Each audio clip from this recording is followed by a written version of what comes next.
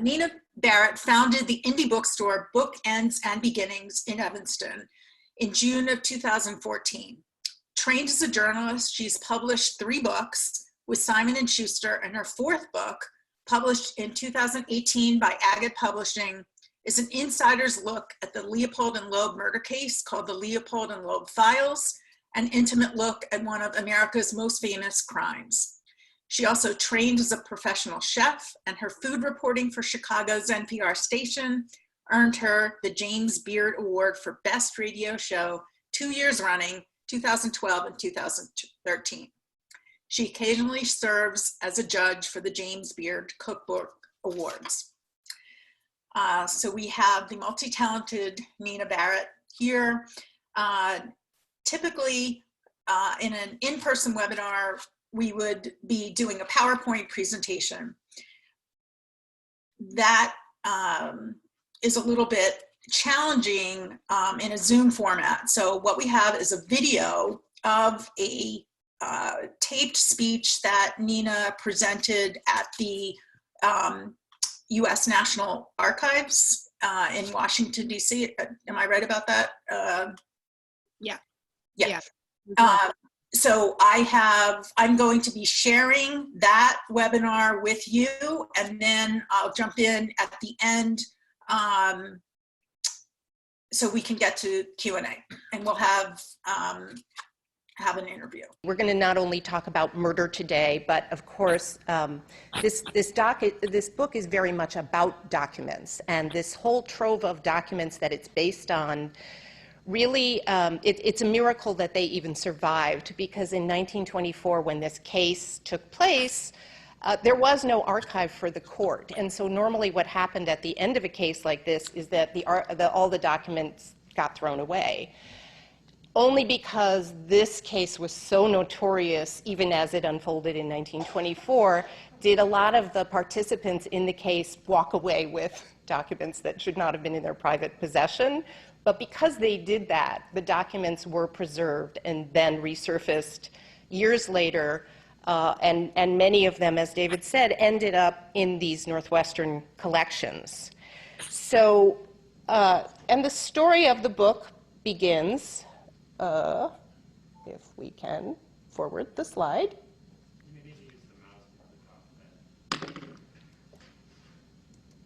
All right. All right. So David mentioned the exhibit that I curated at Northwestern, which was called The Murder That Wouldn't Die.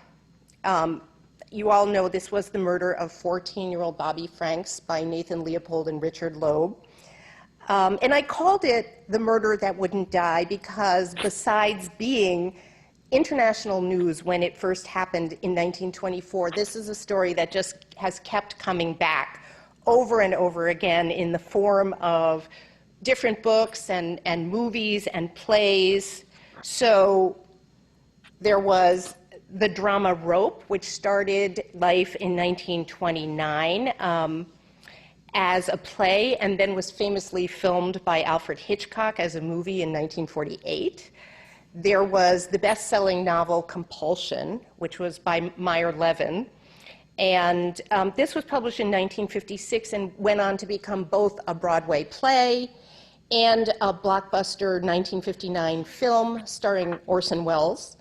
There was Nathan Leopold's own memoir, Life Plus 99 Years, which was a bestseller when it came out in 1958, even though Leopold absolutely refused to discuss the crime at all in the book. And the reviewers said that if you wanted any insight into his psyche or why he might have committed this murder, you were better off reading Meyer Levin's fictionalized version. There have been 3 major true crime retellings and multiple other theatrical dramatizations, including a play called Never the Sinner by Academy Award-winning screenwriter John Logan, who actually was an undergraduate at Northwestern and ran across all of these documents in the same collection. And then my favorite is a 2005 off-Broadway musical production in which Leopold and Loeb actually get to sing. And I'm going to share a little bit of that with you here. Oops, not.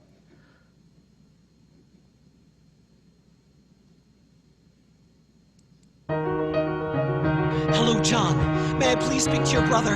Tell him it's important. Very important. Hello, Nathan. Richard, have you seen the Tribune? Yes. How could they have found the boy? I'm shaking. I thought you said we had the perfect spot. Could I have dropped my glasses there? Why can't I find them anywhere? They were inside my pocket. Now they're not. So they found the body. That's all they have. They can't even be sure. I'll just note that I'm now Facebook friends with the playwright, and so I see that this Thrill Me has gone on to have an incredible life. It's playing all over the world right now. It's playing in London. It's playing in Japan. So why does this murder refuse to die? You know, why do we keep telling this story over and over, despite the fact that it was never even a murder mystery in the traditional sense? After the first 10 days, the identities of the killers were never in doubt. So the real mystery in this case has always been the why of it. And I think, I mean, it just raises very primal questions about morality, sanity, justice, remorse, and rehabilitation that writers and artists cannot resist exploring but also embellishing. But in fact, when you encounter these documents, what you find is that the story does not need any embellishing at all. So in the Leopold and Loeb Files, I really wanted to use these documents to let readers peek right through the keyhole of history and experience this case as it was actually unfolding at the time so that you could draw your own conclusions. So first, we're going to have a little refresher in the basic outlines of the story. And then we're going to weave in something about the documents as we go along. So this is Bobby Franks. On May 21st, 1924, he was 14 years old. He lived in a mansion in the wealthy Kenwood section of Hyde Park in Chicago. And I don't know how many of you may be familiar with that neighborhood, but where his house is exactly 1 block away from where the Obama house still is in that neighborhood. It was an expensive, exclusive neighborhood, and he went to an exclusive prep school called the Harvard School that was just a few blocks away from the house. And that afternoon, on his way home from school, he stopped in an empty lot to play baseball with his friends and left about 5 o'clock to walk just 3 blocks home. And he never came home.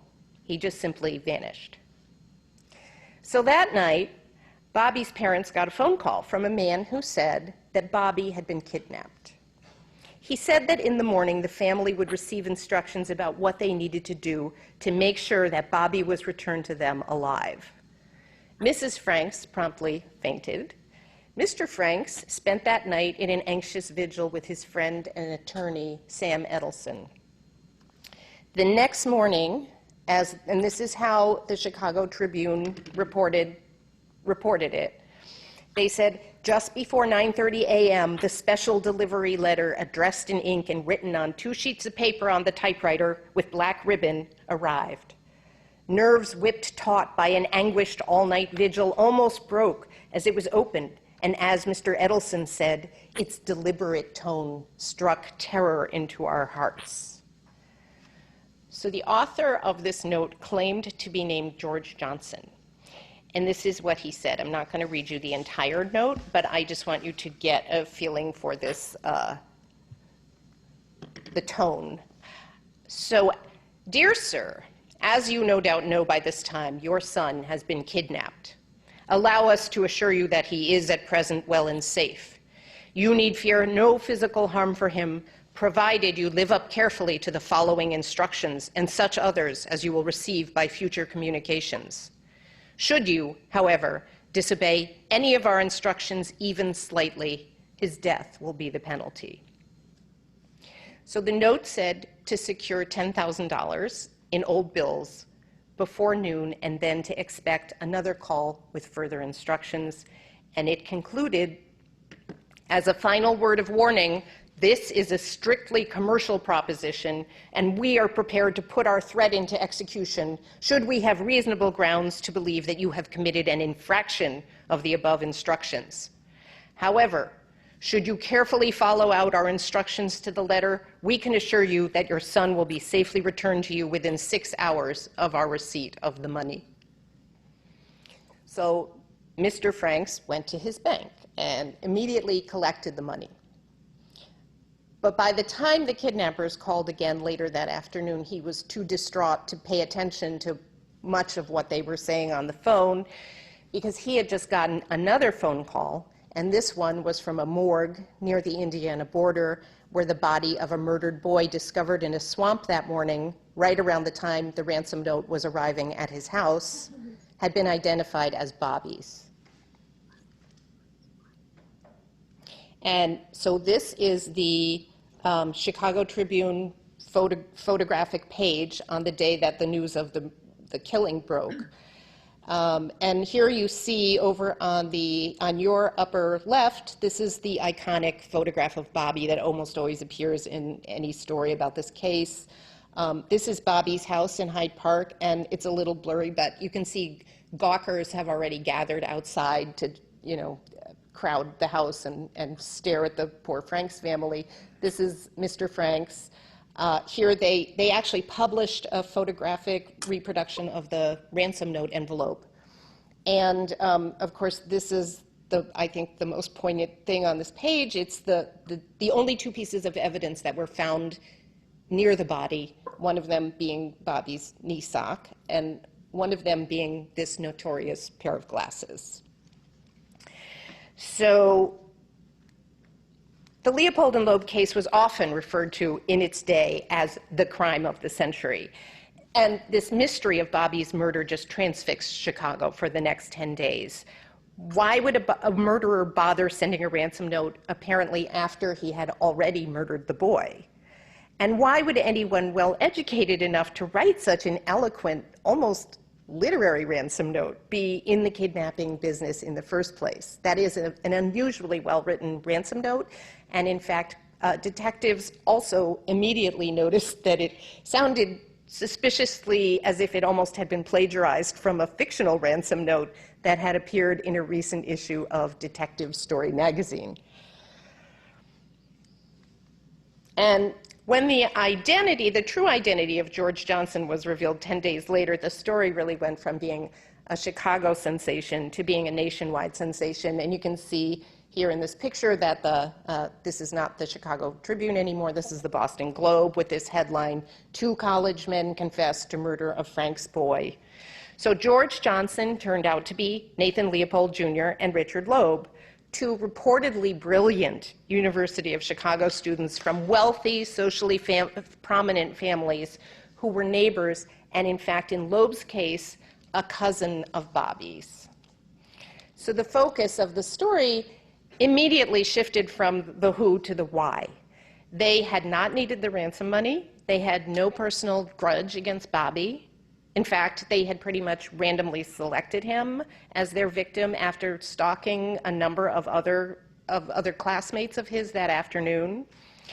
On the surface, they personified the kind of attractive, overachieving, well-mannered boys every parent might hope to raise. And yet what they essentially said in their confessions to the police, which were then immediately leaked in all of their gory detail to an almost gleefully horrified press, was that they had really enjoyed planning this crime, and they had fully expected that it was going to be the perfect crime. And they would do it again tomorrow, they said, if they could get away with it. So now we're going to shift gears and talk a little bit about the surviving documents. We're going to start with the ransom note because it's definitely one of the creepiest artifacts of the case that has survived. But also, so a lot of people know about the glasses, the infamous glasses, but actually the ransom note was very important in leading the detectives to suspect Leopold in the first place. So detectives had called in a Mr. Hugh P. Sutton of the Royal Typewriter Company to analyze the ransom note. And he could tell that it had been typed on an Underwood portable typewriter purchased less than 3 years ago with a defective lowercase t and f. And furthermore, Mr. Sutton could also tell that the man who wrote this was either a novice at typing or else used 2 fingers, since some of the letters were punched so hard they were almost driven through the paper, while others were struck lightly or uncertainly. Also, in the meantime, police had traced the pair of spectacles that were found near Bobby's body to Nathan Leopold, and detectives were sent to the Leopold mansion to bring him in for questioning. So another remarkable document that has survived is a transcript of this interrogation. And Leopold at first firmly denied that he owned an Underwood portable typewriter. So the police searched his house, and they turned up nothing, but the family maid told them she had seen one in the house until just recently, and definitely within the past 2 weeks. And as this line of questioning continued, these 2 enterprising reporters for the Daily News, who were named James Mulroy and Alvin Goldstein, they also happened to be University of Chicago students, and in fact were friends and fraternity brothers of Loeb's. So they happened to hear about a law school study group that regularly met at Leopold's house, and members of this group told them that Leopold regularly typed up the notes from the study group and distributed them to the members of the group. So they got hold of, Mulroy and Goldstein, by the way, later won the Pulitzer Prize, not just for their writing about this case, but the fact that they helped break it. So they got hold of these, the study group notes, and they took them to Mr. Hugh B. Sutton of the Royal Typewriter Company, and guess what? The type matched exactly. So then police rounded up the study group members to confront Leopold with the fact that his Underwood portable typewriter did in fact exist. And I'm going to read you a little bit from the interrogations, just so you can hear how theatrical this original dialogue really is.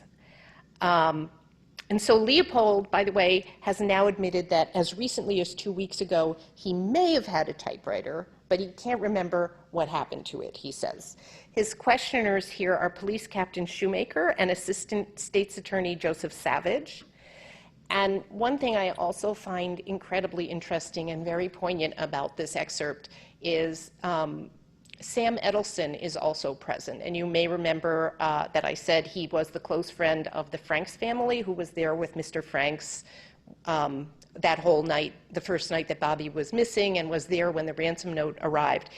So it turns out he lived next door to the Leopolds. This was a very small, intimate neighborhood. He lived next door to the Leopolds. He had watched Nathan grow up.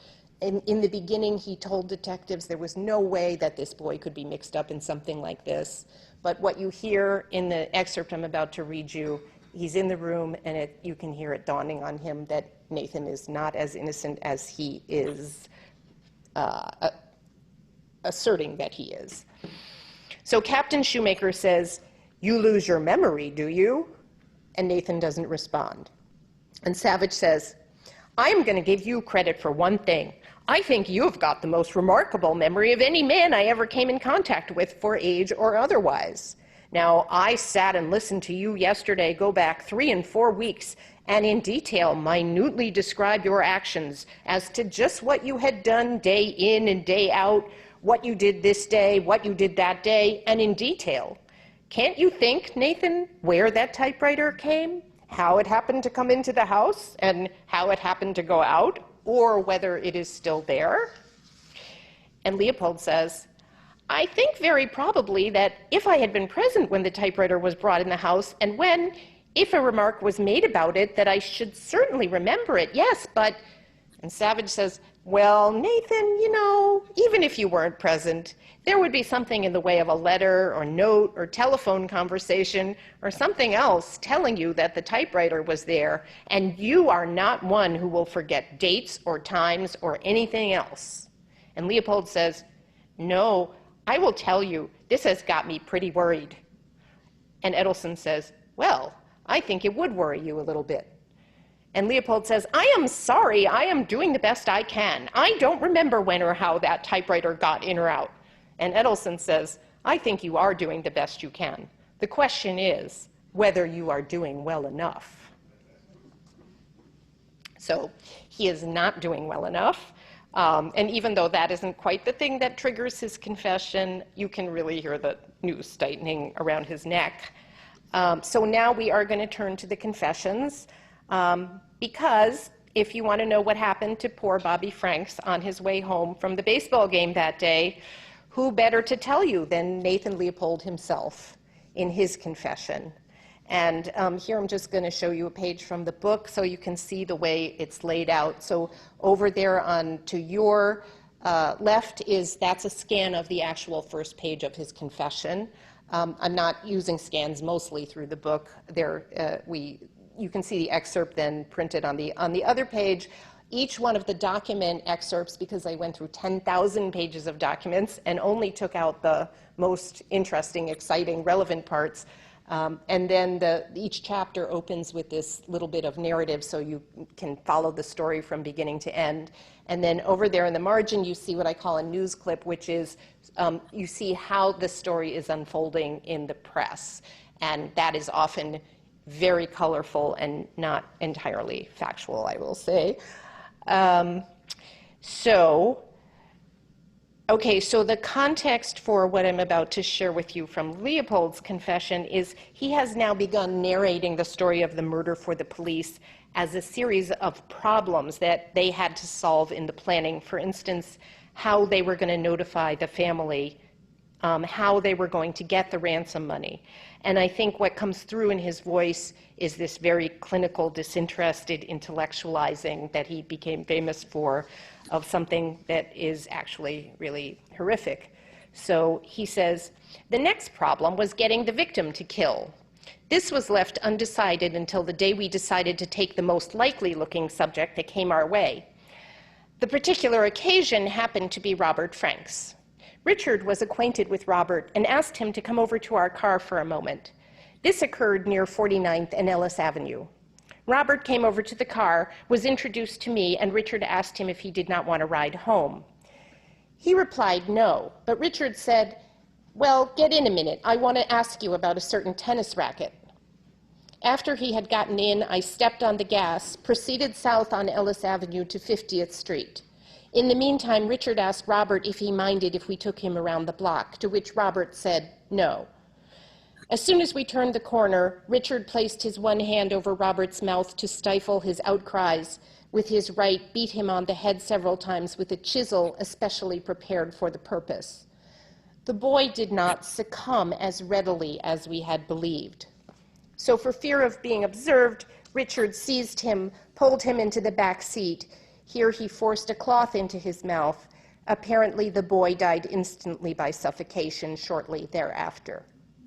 We proceeded out to Calumet Boulevard in Indiana, drove along this road that leads to Gary, being a rather deserted place. We even stopped to buy a couple of sandwiches for supper, which incidentally were hot dogs that they ate in the front seat of the car with Bobby's dead body in the back seat as they waited for it to get dark enough for them to go hide the body in a drainage pipe where they thought that no one would ever find it. And if you want to know how much remorse they felt about this afterwards, who better to answer that question than Richard Loeb himself, as he told the psychiatrists who were immediately called in by the state's attorney, Robert Crowe, to assess their sanity and hopefully to forestall any potential insanity defense. And here, the immediate background is that Loeb has just said that the only real remorse he feels is about what he has done. The only real remorse he feels about what he has done is for the shame and the trouble that he knows this is going to cause for his very socially prominent parents. So Savage says, and you feel remorse for them? And Loeb says, yes, sir. And Savage says, when was the first you felt it? And Loeb says, I felt sorry about the killing of the boy, that very night. But then the excitement, the accounts in the paper, the fact that we had gotten away with it and they did not suspect us, that it was given so much publicity and all that sort of thing, naturally went to the question of, not feeling as much remorse as otherwise I think I would have. I think if that thing had not appeared in the papers, if people had not come to me and said, the fellow who did that was crazy, the fellow who did that was insane, if people would not come up, and say that, things like that, I think I would have felt a great deal more remorse.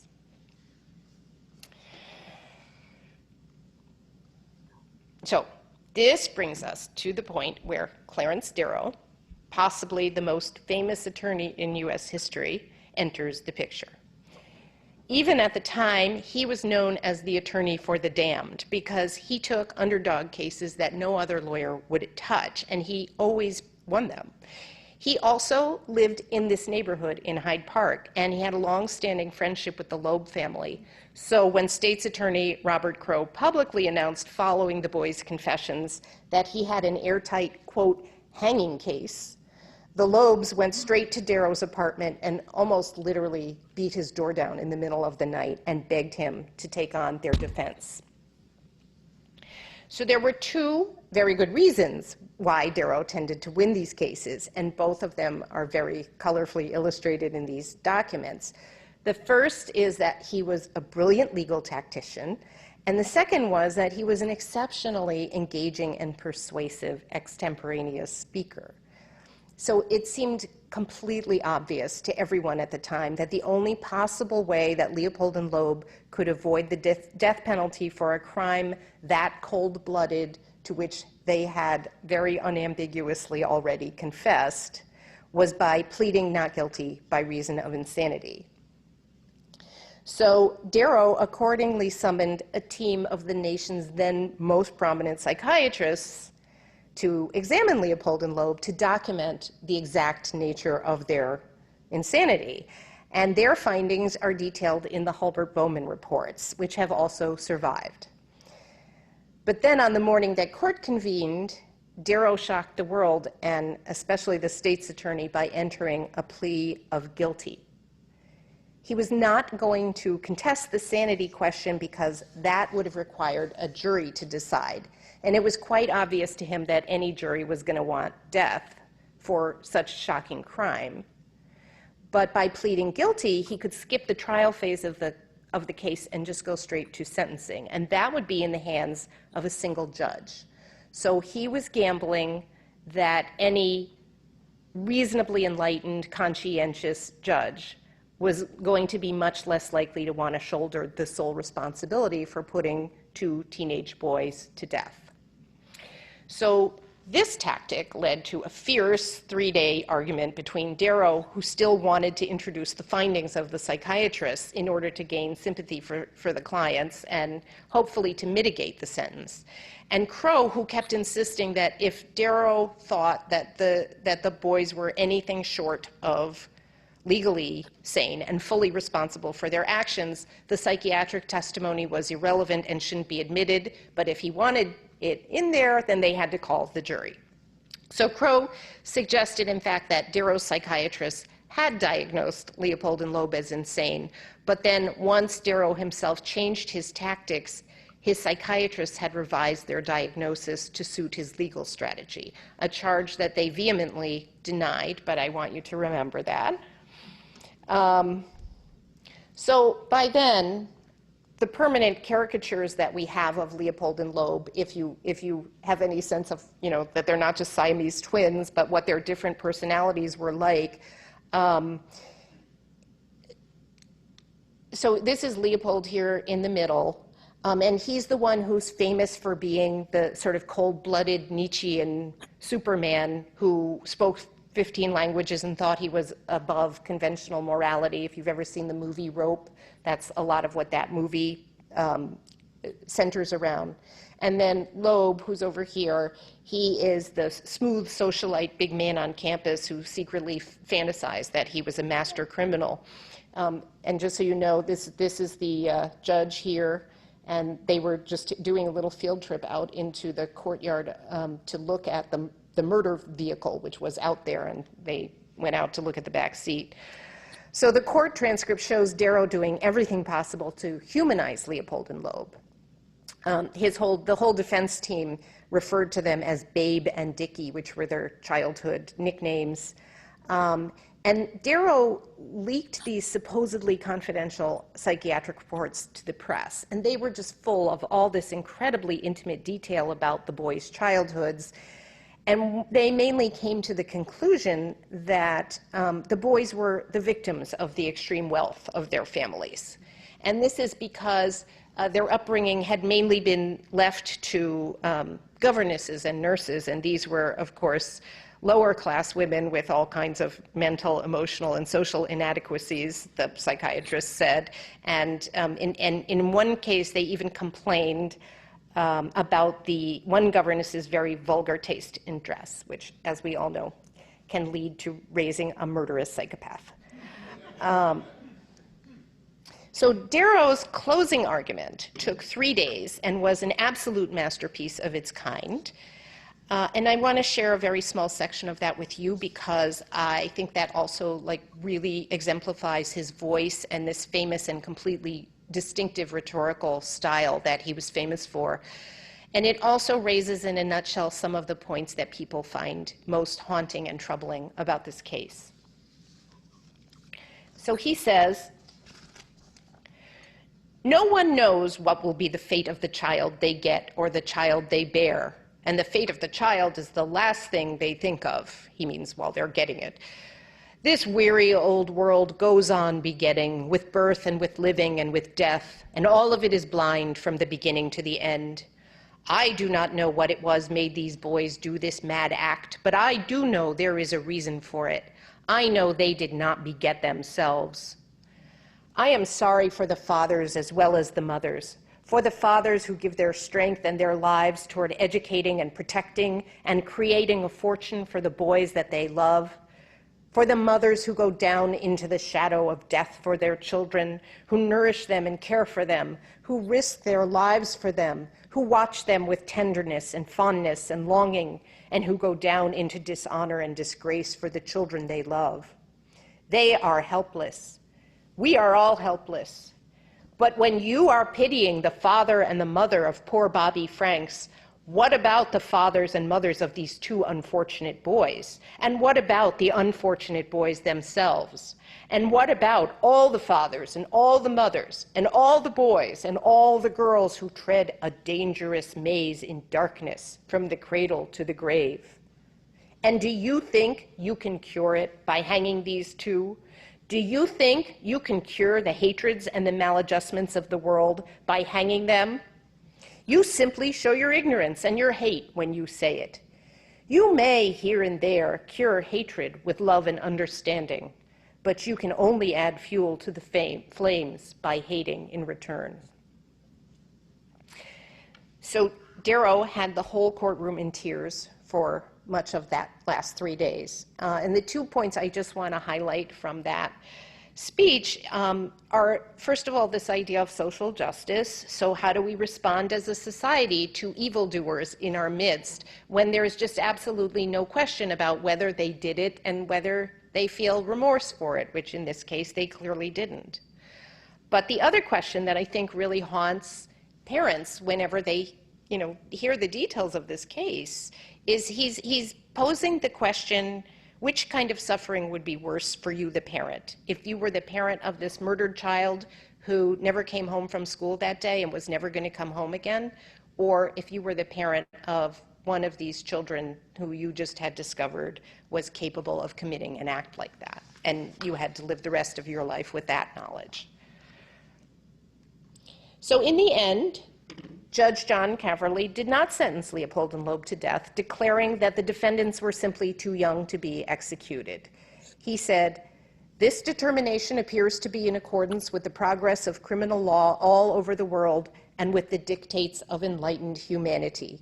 The records of Illinois show only 2 cases of minors who were put to death by legal process, to which number the court does not feel inclined to make an addition." So in the end, even though the judge had dismissed a lot of what Darrow had put before him, the attorney for the damned had achieved this unlikely legal victory by foregoing the obvious insanity defense and the jury trial. So this is just a little PS also involving documents. So when I was doing my last-minute fact-checking for the book, I went back to the Northwestern archives to look at the psychiatric reports, which I had looked at a million times, and these are the ones that have always been the official record of the case. They were the exact same ones that Darrow had leaked to the press in the summer of 1924. They were the ones that blamed everything on the governesses and held that Leopold and Loeb were not insane. And lo and behold, in the box next to them, there was a new document which hadn't been there before. And so the archivist told me they had recently acquired it a couple of months ago from a private dealer. It had been in private hands for the whole past 90 years. He handed it to me. He said, I'm not sure exactly what it is. It seems to be like the other psychiatric reports. It's authored by the same psychiatrist. It seems to cover a lot of the same ground. I'm not really sure what it is. And so I sat down and read it, and of course the shocking difference was that in this report, Darrow's team of psychiatrists had definitively diagnosed Leopold and Loeb as clinically and legally insane. So about Richard Loeb, Dr. Hulbert had originally written, "This man is insane, in my opinion, based on detailed study." And a second psychiatrist had written about Leopold, "It would seem obvious that under the ordinary conceptions of right and wrong tests, he is insane within the meaning of the law." So, so this was the documentary confirmation surfacing after 90 years that proved that Darrow had in fact suppressed the findings of his own psychiatrists in order to play this little legal trick of avoiding the jury trial, which has paid off for him. And anyone who's ever done archival research, I think, will appreciate the thrill you get when that kind of thing happens. I also just like to say it's a little object lesson in where and why this increasing notion that everything that you need to research is now available online. It's all been digitized. Of course, it hasn't. There are still wonderful discoveries to be made in archives. And it's also a perfect segue to the last thing I want to talk about briefly before I wrap up and maybe take some questions. So you may recall that Loeb was murdered in prison about 12 years later, but Leopold was eventually paroled. So the final section of my book is based on another extensive collection of archival documents. And this was the correspondence between Leopold and Elmer Gertz, who was the attorney who came along much later and spearheaded his parole effort, which really was a very widely publicized cause in the 1950s and was supported by many celebrities, including, this is Carl Sandburg here, saying that Leopold should be let out of prison. This is Elmer Gertz here, the attorney. This is the parole board. But the cause was also supported by Earl Stanley Gardner, who was the writer who gave us the character Perry Mason, and Meyer Levin, the author of Compulsion, who insisted that Leopold's rehabilitation in prison after he had committed the crime of the century should be referred to as the correction of the century. So the whole story of Leopold's later life is not widely known or written about. If that's something you're interested in, or if you're interested in the question of whether or not he really was rehabilitated in prison and how much remorse he actually ever did or did not feel about what he had done, there's a lot of fascinating material in that last part of the book. So I'm not going to go into all of that right now, but I want to end with my favorite passage from an exchange that he had with a member of the parole board during this last and finally successful parole hearing in 1958. And by now he has spent nearly 35 years in prison, and he has become a self-described, quote, fat, balding, middle-aged man. This is him getting out of the Illinois State Penitentiary. But in what I'm going to read you, he hasn't gotten out yet. And I want to just contextualize it by saying, you know, by now he had already gone on and become what we know him as today. This is sort of immortal, fictional character of Nathan Leopold, the Nietzschean Superman. But but at this point, we don't know whether he was aware of his own sort of literary fame and that it was going to live on forever. At this point, he is just trying desperately to get out of prison, and all he wants is to spend the rest of his mortal life in privacy and obscurity. So the guy on the parole board asks him, "What about your religious beliefs today?" And Leopold says, "I am a practicing, believing Jew." And the guy says, "In other words, you have given up this philosophy of Nietzsche?" And Leopold says, "I never had the philosophy of Nietzsche." And the guy says, "There have been some statements about that.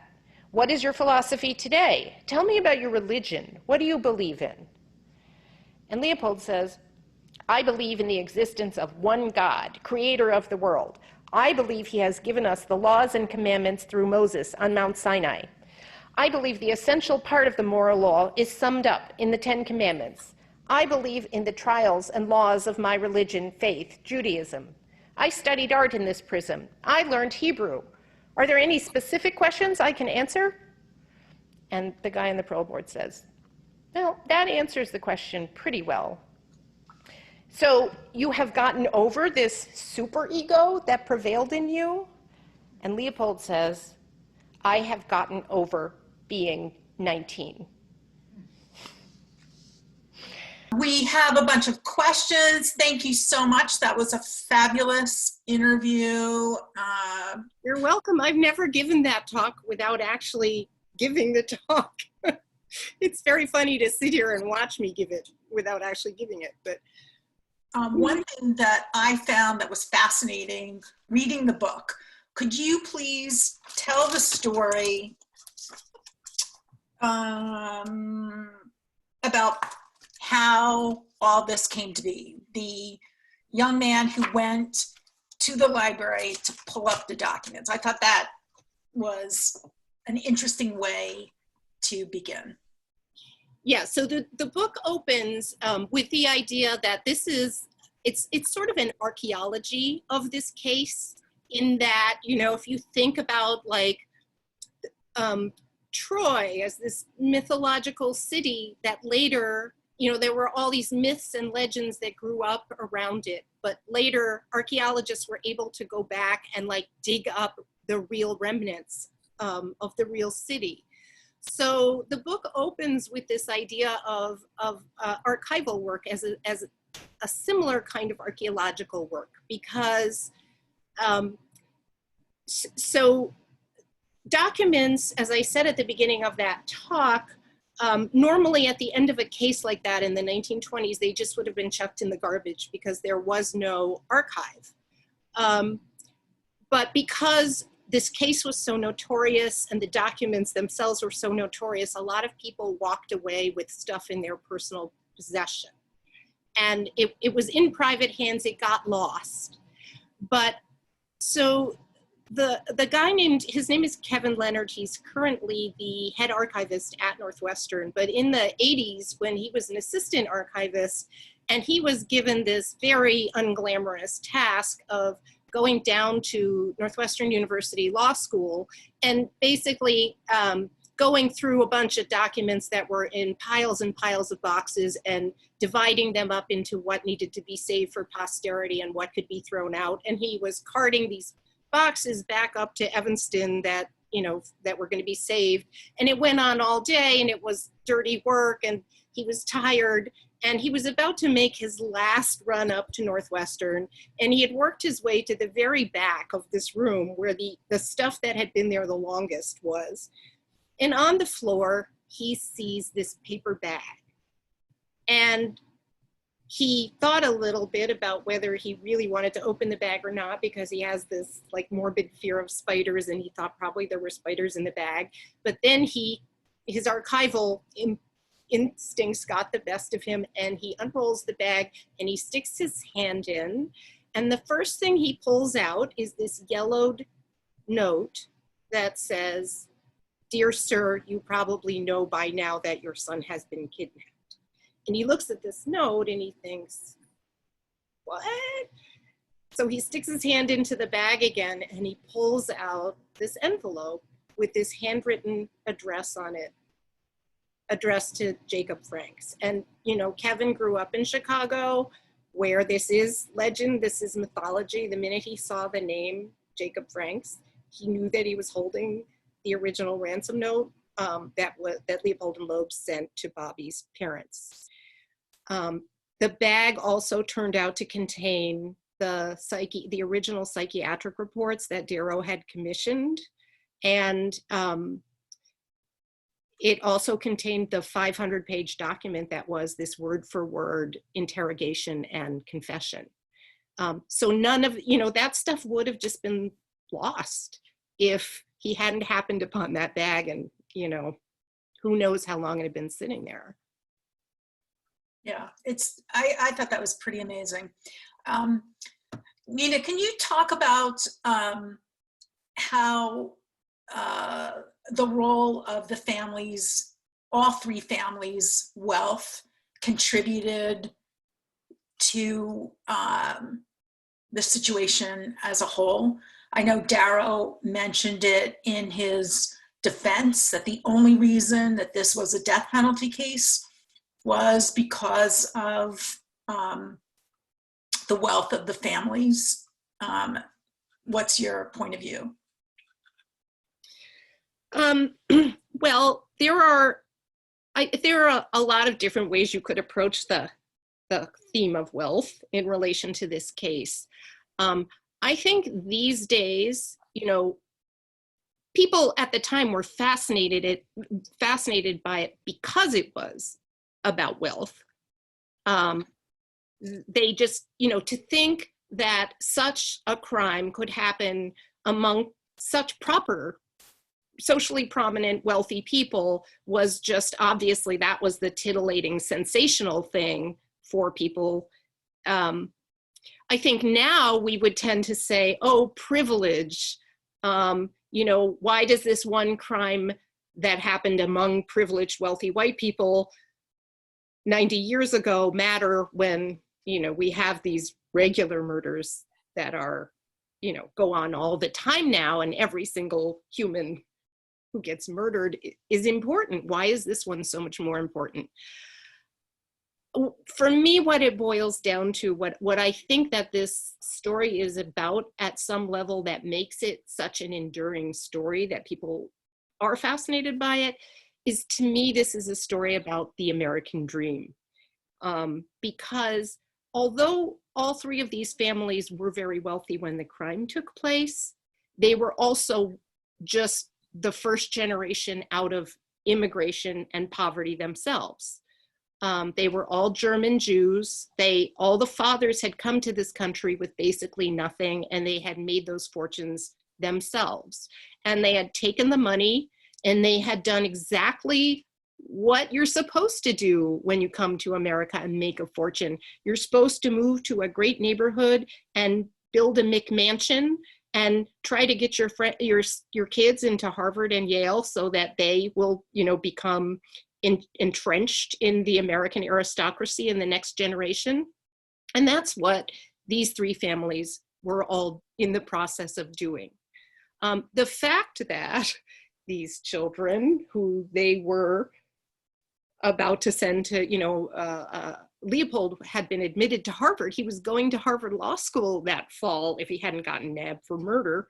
But the fact that you could grab at the American dream and what it delivered to you, you know, people assume when you attain those things, you will get happiness.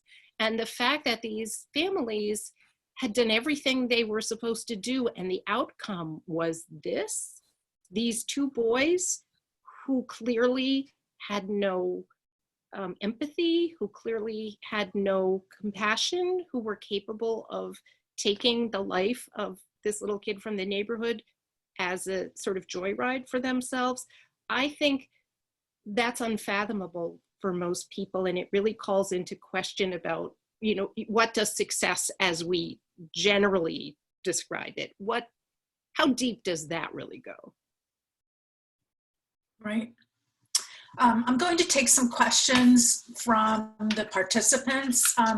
I see several people have raised their hands, but just because we have such a large crowd, if you could send me your questions through chat or the Q&A feature that's at the bottom of your screen, that would be helpful.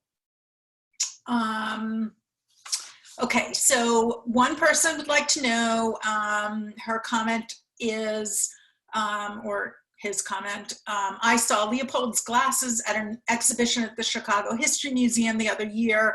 Who owns the glasses and other case items now? So the glasses are owned by the History Museum. And I don't know how they got there. That's a good question, and I've never thought about that, but they definitely own them. In terms of the documents, they reside, there are all these important documents that reside in the collections at Northwestern. Because different people left them to Northwestern, to the collections. Other physical evidence from the case, like people ask a lot about the typewriter. There are pictures of the typewriter. Leopold and Loeb tried to cover that part of the case up by, they smashed the typewriter and they threw it in the Jackson Park Lagoon. But after their confessions, divers went and found it and pulled it out. And there are pictures of it after it was pulled out of the lagoon, but nobody knows what happened to that typewriter. Those are really the only sort of physical relics of the case that I'm aware of that survived. One person wanted to know, he says, I've heard there was a second ransom note. Is this true, and is it in the archives at Northwestern? Does it play any role in the case? There's a second note.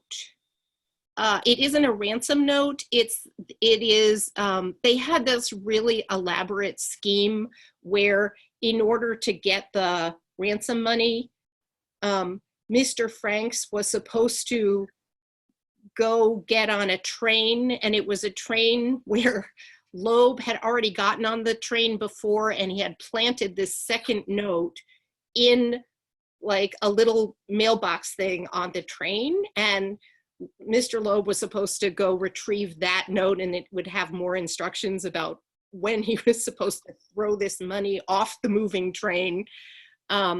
So that note survived. Mr. Loeb never got on the train because he knew by then that Bobby's body had been identified, but the note went on to the destination that the train was going to, and eventually was found in the box. And so it did survive, and it is actually in the Northwestern collection. Can you talk about some of the, I guess, criminal forensic standards that were available at the time? I don't recall seeing anything about fingerprints or anything like that. They had a lot of great evidence, but yeah, could you talk about that? Or the blood evidence, for instance. I can't talk about it in any super knowledgeable way. It's not a field I know a lot about. I can tell you that there was never any discussion during the trial about fingerprints or fingerprinting. I don't think it had started being used yet. As far as the coroner's evidence, it's very ambiguous. Bobby was examined by a coroner the morning. So Leopold and Loeb drove Bobby's body out to this swamp near the Indiana border, and they took his clothes off and they poured hydrochloric acid on him, hoping that he would be disfigured enough that he wouldn't be identifiable. And then they put the body in this big sort of drain pipe, also thinking that the running water would make the body decompose so quickly that, you know, by the time it was ever found, he wouldn't be identifiable. The next morning, there was a railroad worker who happened to be walking along a path that went right over this drain pipe, and he saw Bobby's feet sticking out of the drain pipe. So not only was the body found, but it was found less than 24 hours after they had left it there. So it was empty. But when the coroner looked at it, and another question about this case was whether there had been some sexual abuse of Bobby or his body. And the coroner tried to address that, but his description is so vague and so ambiguous that that is something that remained in dispute through the legal court case. And even the cause of death, the coroner was very unclear on, and it wasn't until Leopold and Loeb actually confessed that it was made clear that Bobby had died of suffocation. So that's my long answer to, I'm not an expert, but all of the analysis of what we would now say was the forensic evidence is so sort of vague that I don't think one can say that the practice of forensics at that point was a highly sophisticated practice.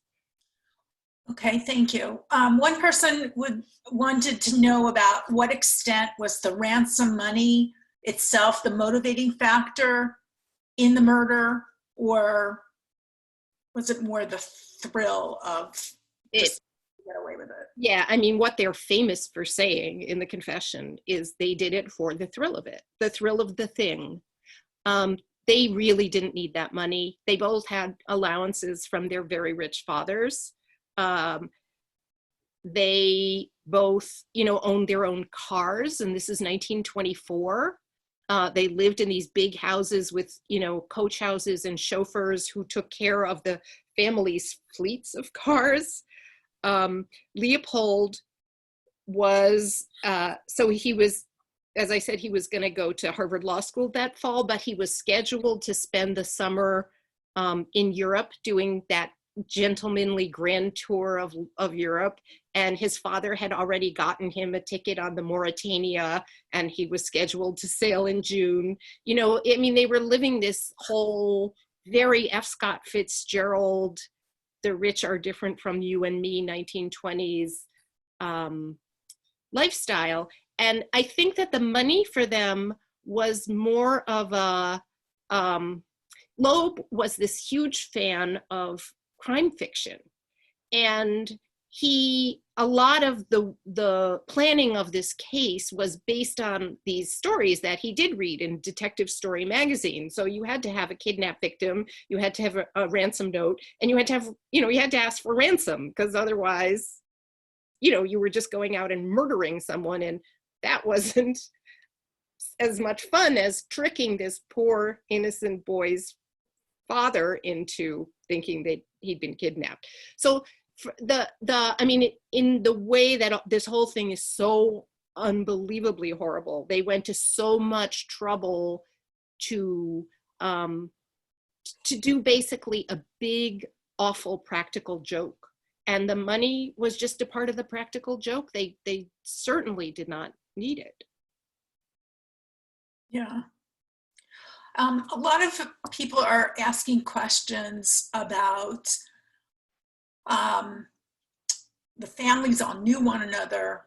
How were their relationships afterward? You talk about this a little bit in the book, and it's very poignant. You talk about how all three fathers passed away within 5 years of this event. but if you could elaborate, tell us a little bit about the families and also what happened to the remaining siblings, please. Sure. So another thing that I sometimes say about, like, what did I bring to this case? Like, so much had been written about it before. And I am not an attorney, I'm not a psychiatrist, I'm not a forensics expert. I'm an English major and a bookstore owner. And, for me, it's the story that is fascinating here. And to me, it has these very Shakespearean overtones of, it's partly that American dream plot that I talked about, but it's also these three families, which you can almost think of as kind of royalty of their day. And these two, Leopold and Loeb as these kind of princes of these families. And Bobby Franks was the prince of his family as well. So the Loebs and the Frankses were cousins. Richard Loeb and Bobby Franks were second cousins. They lived on the same block. If you go stand on that block today in Kenwood, you can see the Franks house is still there. And the Loeb house isn't there anymore, but there's a stone wall that surrounded the original property, and the stone wall is there. So you can stand on that block and you can see how close together those houses really were. There was no way that you could walk out of one of those houses and not, have the other one in your face. The families were very close. Bobby used to go over to the Loeb house and play on their tennis courts all the time. And that's why Richard Loeb lured him into the car by asking about the tennis racket. When Mr. Franks, the night that Bobby disappeared, the first place that Franks went to look for him was over to the Loeb tennis courts, because Bobby would be hanging out there. So that's how close those two families were. There's an account that I found in the Chicago Tribune, which is the only account that we know of about contact between the killer's family and the Franks family that happened after the murder. And it talks about Mrs. Loeb, Anna Loeb, who was this very prominent sort of socialite do-gooder. And Mr. Loeb was, of course, the vice president of Sears Roebuck, so they were very prominent. And Mrs. Loeb apparently tried a couple of times to go down the block to apologize or say whatever to Mrs. Franks. And she went down the block a couple of times and was not admitted to the house.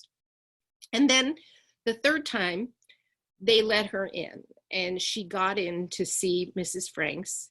And we don't know exactly what she said, but whatever she said to apologize, she said. And then Mrs. Franks just turned to her and said, "I don't know what you're talking about. Bobby will be home any minute now." So, and this was, I think, in August. So this was, months after the murder, and Mrs. Franks was still basically catatonic and totally in denial. Their family ended up having to, they moved to the Drake Hotel before the court case was even resolved, because from the moment the news broke, and I showed that newspaper with the picture of their house and all the gawkers outside, from that moment onward, their house was always surrounded by gawkers, and tour buses started coming by, like with guys with megaphones, screaming, "This is the house of the dead child." And if you look at the way that house sits, it's completely unprotected from the street. So they just were living in this horrible nightmare of a fishbowl. And Mr. Franks moved them to the Drake Hotel just for privacy, and as you said, so all three of the fathers were dead within 5 years. Mr. Loeb died within 6 weeks of the sentencing. So he had been ill already, and this was, you know, sort of the nail in his coffin, literally. And then Mr. Leopold and Mr. Franks both died within the next 5 years, and all three of the obituaries basically said these men were never able to function again. They died of broken hearts. So that's a very sad ending to that. And as far as, you know, Leopold's mother had died before this happened. Leopold felt very guilty because she was an invalid for his whole life. And it was an illness that had started in her childbirth with him. And he always felt responsible for that. Much, much, much later in life, when he was looking back on this case, the only explanation that he ever offered for why he might have done something like this was possibly that it was his grief that he was never able to process about his own mother dying. As far as the siblings, the families were very ashamed and traumatized. They did not ever, none of these families ever spoke publicly again about the case or about themselves. So, you know, in the Leopold family, they actually changed their name to erase their association with the case. So I can't tell you much about the lives of all of these people afterwards, but I can tell you, because I go walking through Rose Hill Cemetery every so often, all three of the families are buried in Rose Hill. And even though they dispersed from the neighborhood after the crime, they all wanted to get away from it. But if you walk around Rose Hill, you can find the three families, and they're in rough proximity to like how their houses were in the neighborhood. They're fairly close together.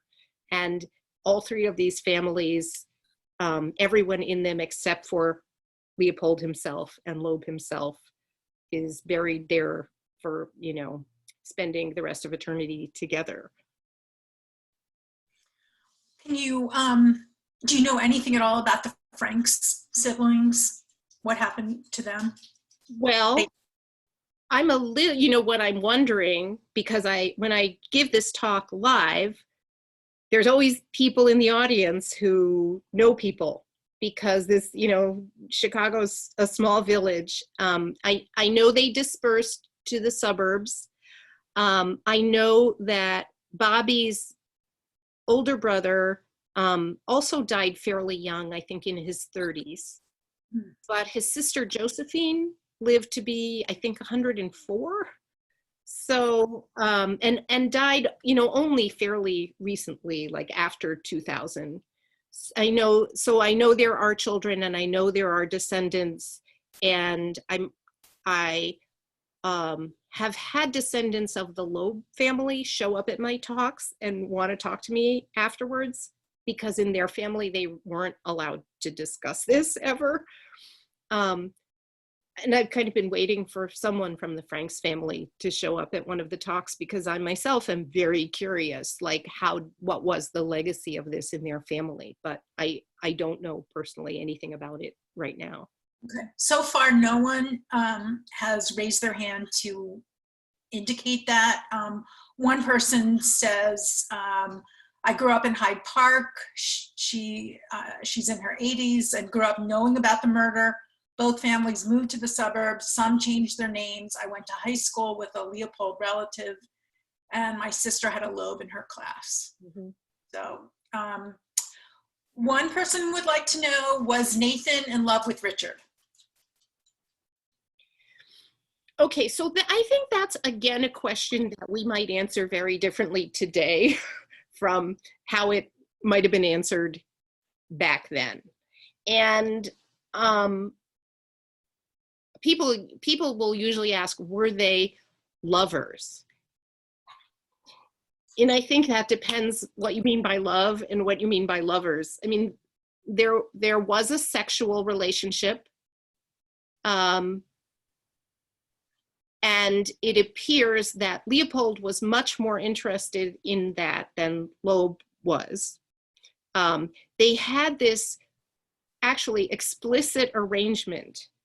The deal was, Loeb was super interested in crime sprees. He really wanted to go out and commit a lot of these crimes that he read about, and we don't really know the extent. We know that there were all kinds of petty crimes that they committed together. It's possible that Loeb had committed previous murders, but that was never clearly established. Let me just interrupt for a second. Is that what you refer to as A, B, C, and D in the book? Yes, the ABCD murders, which were murders at the time that had been unsolved, which detectives thought that maybe Loeb might have been the culprit. But it wasn't brought up at trial. I think that at trial, everybody felt like what there was so awful already, like not to make it worse.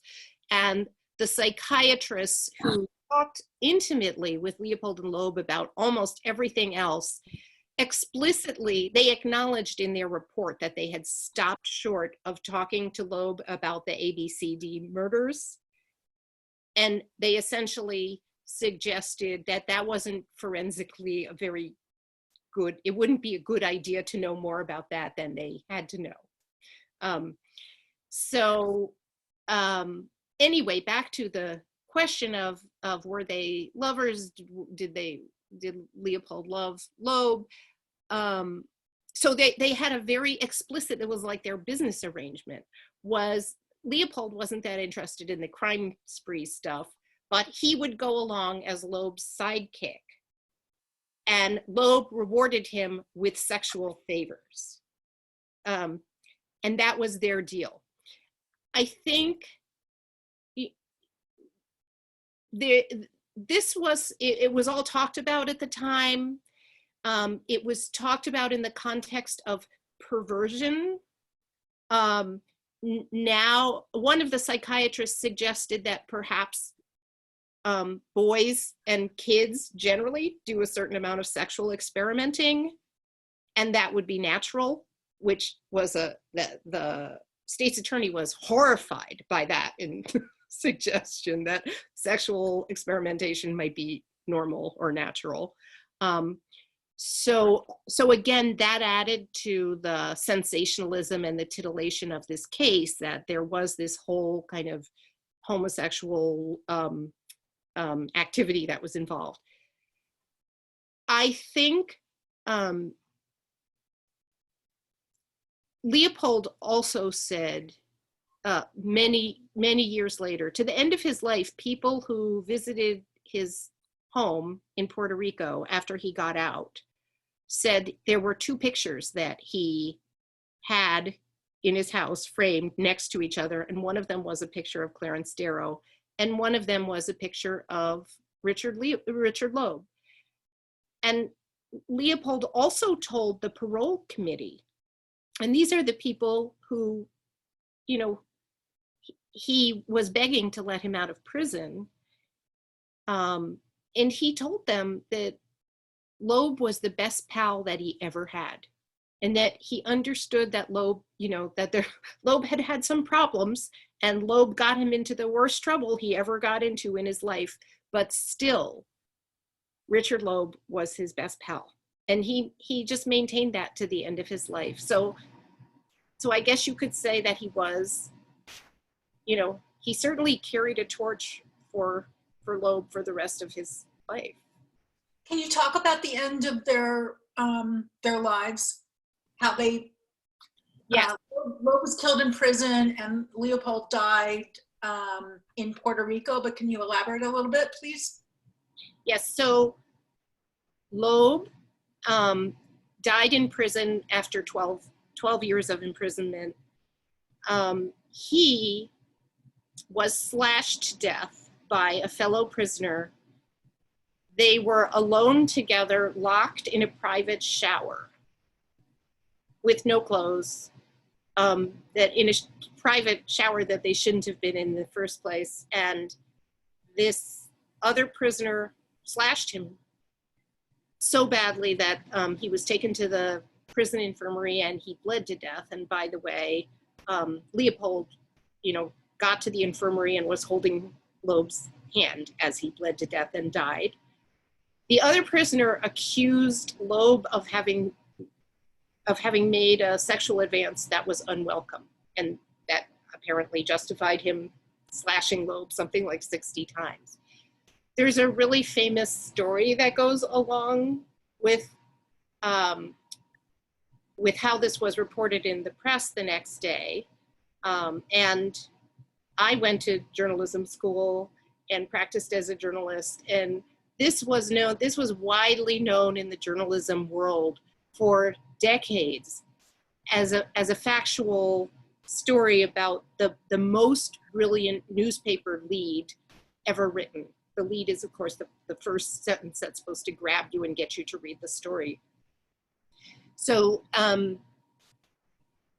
if the story that supposedly appeared in the Chicago Daily News the next day, although no one's ever been able to actually find a printed copy of this, but if you think about the days when we used to care a lot about grammar and you weren't ever supposed to end your sentence with a preposition, and so the journalist playing on Loeb's supposed brilliance also started his story by saying, despite his erudition, Richard Loeb yesterday ended his sentence with a proposition.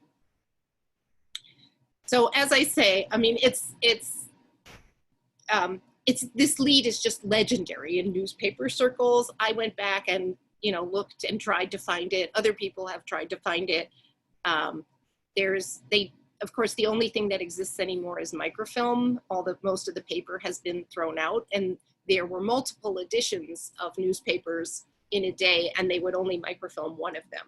So possibly there is an edition that got destroyed with this brilliant lead in it, but I think it's more likely that someone thought it up in the Billy Goat Tavern after a few whiskeys, or a little too late, probably. Anyway, that was Loeb's end. Where is he buried? No one knows that for sure. Again, this was, if you think about how badly he had scandalized his family the first time, to then be murdered in prison in that particular situation, and his mother did not want his body somewhere where there would be a known memorial and people could vandalize it or deface it or whatever, or maybe it was just the shame that he had brought down on the family. He is not in the family plot. So wherever his remains were disposed of, it was totally in secret. Okay. There are rumors, but we don't know for sure.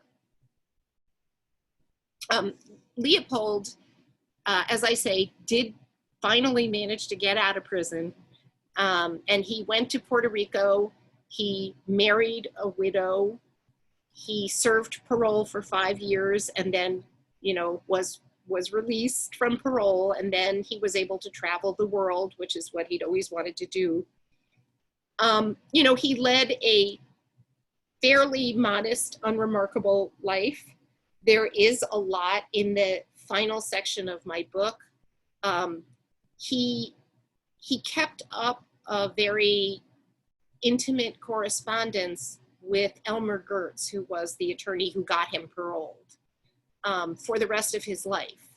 And those letters are very revealing, I think. And, if you want to know, like, how much did he really feel remorse for this crime ever?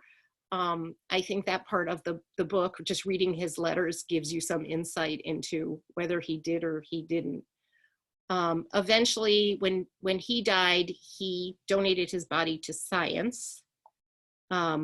So there's no physical remains of Leopold. Were they visited by their families in prison? I know that Loeb's mother visited him, because there are newspaper accounts of that. And I know that actually Leopold's father made a number of visits.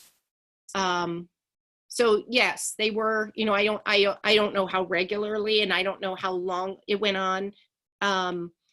Loeb's oldest brother was really responsible for kind of getting that whole parole effort going in the 50s. So he was really an activist for Nathan Leopold's parole until he died. And then Gertz took over as sort of the activist. Did it affect negatively or positively the career of the judge who made the decision, who heard the case?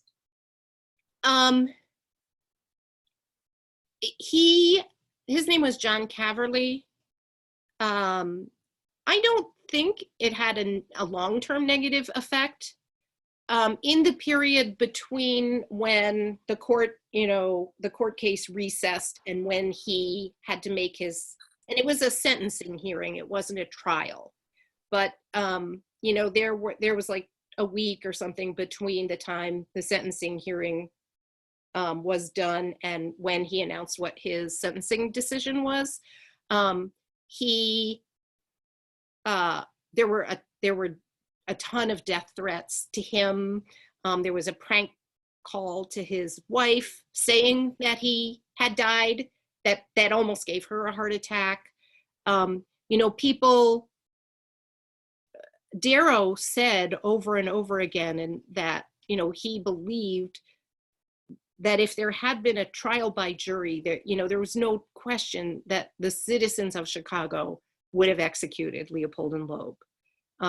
He talked a lot about mob justice and that being a kind of barbarian kind of justice that we should be above. And he said that a lot of his motivation for taking this case was that he didn't believe in the death penalty, and regardless of what they had done, he thought that they should not, should be saved from the death penalty. But it is absolutely true that people were just outraged, and there was a lot of feeling that they should have been executed. And a lot of people still, when I give these talks, they ask about, they find out about Nathan Leopold's parole, and they're just outraged that he ever got out of prison. So Caverly, it was a very brave stand for him to decide that he wasn't going to use the death penalty. Thank you. There's another, one of the sections in the book, you talk about how at the time they were international celebrities and how they were almost like tourist attractions while they were waiting to go on trial or for the sentencing to be announced, where at one point members of the Chicago Cubs came through and they were playing ball together.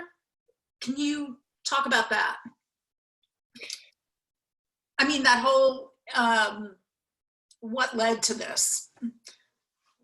Well, not what led to it, but the situation that allowed them to be treated this way.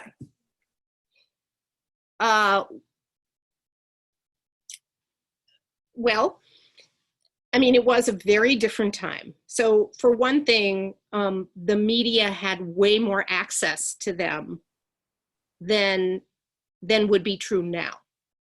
The media had almost complete access to them. So there's a whole story about a reporter for the Chicago Tribune who used to get his scoops by, he would go to this was of course during Prohibition, but the Loebs had apparently a very ample liquor, supply in their cellar. And he would go to the Loeb family liquor cellar and he would fill these flasks and he would take them to jail at cocktail time. And he would like sidle up to the bars and he would, give Leopold and Loeb cocktails at cocktail time. And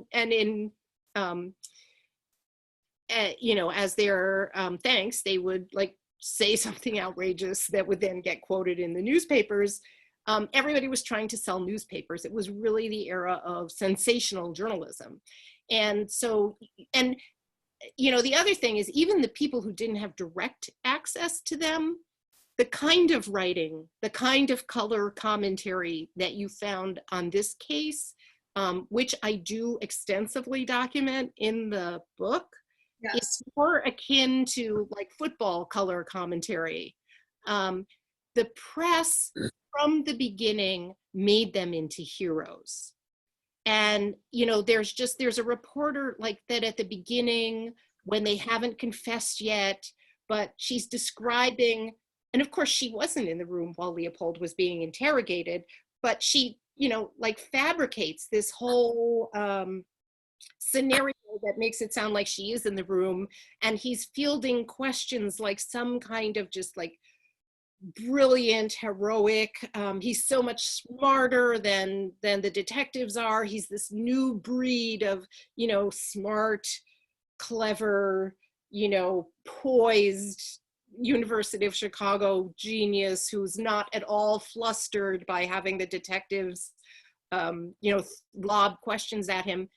And one of the fascinating things to me, in fact, why I wanted to include the press coverage in the book, along with a lot of the transcripts, is if you read the transcripts of what's going on in the room during this moment that she's just making stuff up about, it's just, you can see how much they felt like they could just embroider. So from the very beginning, they started making Leopold and Loeb into these kind of criminal heroes. And what we would call now, from all the HBO dramas, they were anti-heroes. They had murdered this boy, but boy, weren't they fascinating and cool at the same time. So I think that that's really what you saw leading to this kind of world, famous reputation. You have to think of them as, the Breaking Bad guys of their generation. And the really sad, awful, awful, awful, tragic thing about that is that after the first week, you see nothing else about this poor kid, Bobby Franks, in any of this coverage. He just disappeared. So he was just the poor murdered laddie who, didn't live to get to wear long pants. And that's almost all we know about him, because Leopold and Loeb were swept up into this like glamorization as these anti-heroes. And you see that to this very day, because in almost every single one of these plays or novels or, movies, that's how they're presented. They're presented as these sort of fascinating, glamorous, evil guys from the 20s. And, my feeling about that, I think also as a mother, especially, is that's all just fabrication. These guys were two sort of messed up teenage boys whose, wealth and money let them get away with something that just was truly appalling. I don't think that they ought to be the kind of romantic heroes that they've been made to seem like, in all the true crime literature. Nina, thank you so much.